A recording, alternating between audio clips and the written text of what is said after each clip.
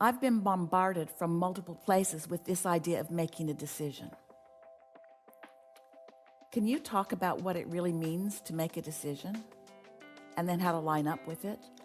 That's a phrase we often offer. Make more decisions in every day and make a decision and line up with it. It feels, this person says, it feels like it involves more than just moving to take action. Yeah, lining up with it is finding the feeling of it. And then from feeling good, then take the inspired action. Take the action that is dominant and that calls you. For example, I can make a decision that I'm going to drink and enjoy a cup of coffee and that I have in front of me. That feels easy and straightforward. But I've recently heard people talk about making decisions to do things that you don't necessarily have immediately available. For example, making the decision to earn $90,000 this year, even though I have no idea how I'm going to accomplish that. Well, now that's what we were talking about earlier.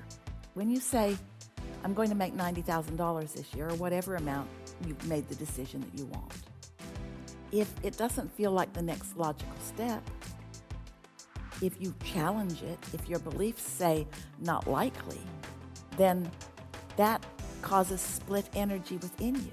Where if you were more general and you said, I look forward to the prosperity that's coming this year, and I'm going to relax and enjoy. I'm going to let what I've asked for come in. I'm going to feel good more of the time. I'm going to do a better job of being in the allowing mode. Feel the difference in that? So now let's get back to your question. So, can you make a decision that you don't believe? That's really what you're getting at here. Yeah, you can make a decision that you don't believe. I've decided that I'm going to do such and I'm going to make $100,000 today. Well, it isn't that that's not possible. You could scratch numbers off on a lottery ticket. You could do that.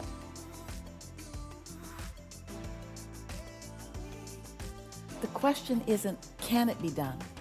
The question is, how ready are you for that manifestation? Have you been getting ready to be ready for that? Have you been practicing thoughts of prosperity?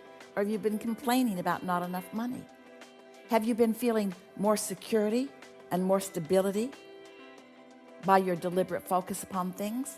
Or have you been feeling insecure? When you see someone who's living prosperity, does it thrill you? If they can do it, I can do it? Or do you feel envy or jealousy because they've got something that you don't have and therefore you're pushing against them? In other words, nothing, you don't let anything into your experience that you're not ready to let in. You've got to be ready to be ready to be ready, you see. So that's why we're encouraging you to be aware of how you feel and let your desire to feel good be the strongest desire that you have.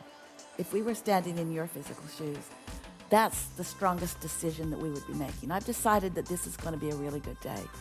I've decided that I'm going to do things that are fun and find things that are interesting. I've decided that I'm going to look for good things in every moment. Today, no matter where I am, no matter what I'm doing, no matter who I'm doing it with, it's my dominant intention to look for things that feel good when I see them. That's a really good decision to make.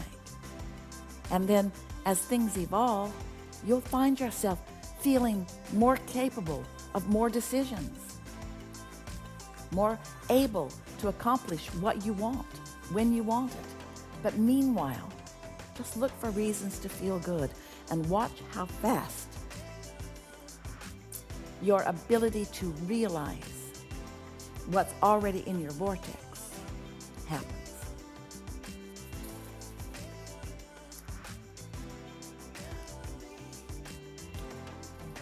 Possible to be too specific about your visualization or your desire. It's not possible to be too specific eventually. You can tell by the way you feel if you're being too specific. If you're being more specific than you believe, then you start blocking energy. If you're being less specific than you desire, then you're bored. You want to prime your pump and get your juices going.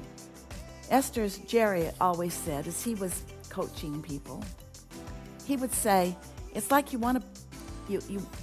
objective is to toss this ball into this basket. And you want the basket to be far enough away that when you make the basket, it thrills you, but not so far away that you can never hit it. Let your basket be close enough that you're having success with your desire. And that's really what we're talking about. Be as specific as you can be to still thrill yourself, but not so specific that you cause yourself to doubt yourself. You can look around for others as examples or inspiration, but sometimes you shoot yourself in the foot by saying, well, they know something I don't know, or they're more worthy than I am. None of that is true. They are not more worthy than you are. But they may have a belief that more closely matches their desire than you do, so they're demonstrating that alignment.